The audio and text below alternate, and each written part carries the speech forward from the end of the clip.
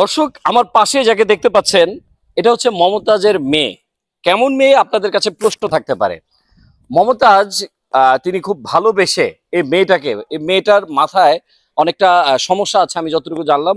অনেকে মানসিক প্রতিবন্ধী বলে তাকে।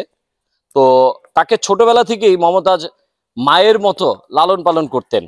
এখন এই বাড়িতে শুধুমাত্র দুইজন লোকের দায়িত্বেই আছে, বা তারা এই বাড়িঘর দেখাশোনা করছে। তো তাদের মধ্যে উনি একজন। আপনার নাম কি? আমার নাম আখি। আপনার মায়ের নাম কি? আমার মায়ের নাম নীলা পাখি। ওনার মায়ের নাম নীলা পাগলি। আপনার আরেকটা মায়ের নাম কি? মমতাজ। মমতাজ। শিল্পী মমতাজ না? হ্যাঁ, আপনি কি জানেন মমতাজের কি হয়েছে? আমরা জানি, সবকিছু জানি, কিন্তু অথচ আমাদের কিছু করার নেই আর কি।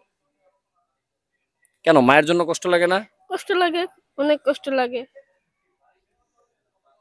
দর্শক, তার মা মমতাজের কথা মনে করেই তিনি কান্না করে দিচ্ছে।